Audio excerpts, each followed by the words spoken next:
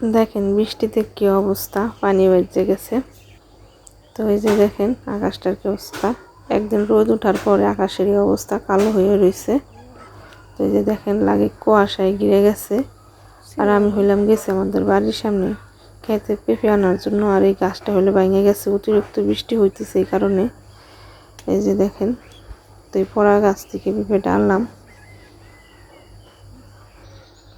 তো এখন হলো পেঁপেটা কাটবো। তো আসসালামু আলাইকুম, সবাই কেমন আছেন? আশা করি সবাই ভালো আছেন, আমিও ভালো আছি। সবাইকে স্বাগতম আমার ছোট্ট পরিবারে। তো আজকের ভিডিওটা শুরু করলাম। তো এই যে গাছ থেকে পেঁপে আনলাম, এখন হলো মাটি পেঁপেটা কাটে দিলাম। এই যে পেঁপে কাটা শেষ। তো আজকে হলো মা রান্না করব চিংড়ি মাছ ভুনা আর পেঁপে দিয়ে ডিম রান্না করব। তো সাথেই থাকেন, দেখতে থাকেন আমার ভিডিও। তো এই যে মা প্রথমে হলো চিংড়ি মাছটা ভুনা করতেছে। এই যে দেখেন, তো বড় চিংড়ি মাছের সাথে কিন্তু ছোট চিংড়ি মাছ ভুনা করলে পরে খাইতে বেশি ভালো লাগে। তো সাথেই থাকেন, দেখতে থাকেন আমার ভিডিও। তো আমি গ্রামের মেয়ে, তো গুছাই কথা বলতে পারি না। বাড়িতে সবার সাথে যেমনি কথা বলি এমনি কথা বলার চেষ্টা করি। তো এই যে দেখেন মার হলো চিংড়ি মাছ ভুনা করা শেষ, এখন হলো ডিমের তরকারি রান্না করব।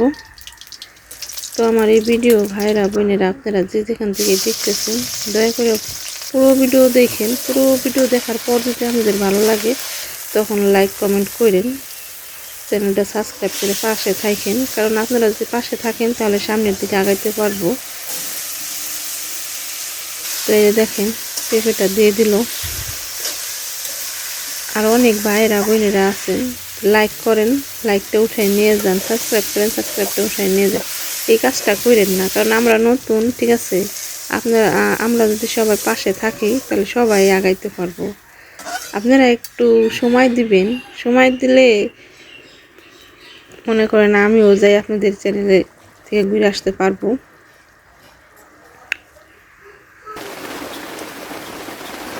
এই যে দেখেন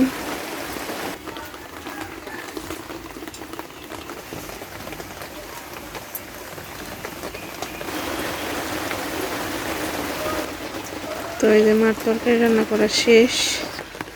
আর এই যে দেখেন বাইরে অনেক প্রচুর বৃষ্টি হইতেছে, বৃষ্টিতে ভিজে ভিজে মা সব কিছু নিতেছে ঘরে। তো এই যে দেখেন আমি হলাম খাইতে বসলাম প্রতিদিনের মতো একা। তো প্রথমে হলো চিংড়ি মাছটা নিয়ে নিলাম।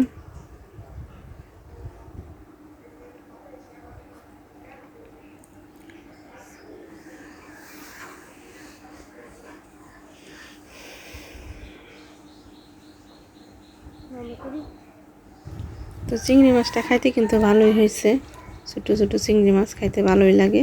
তো এখন হলো তরকারি নিয়ে নিলাম। তো সবাই ভালো থাকবেন, আল্লাহ হাফেজ।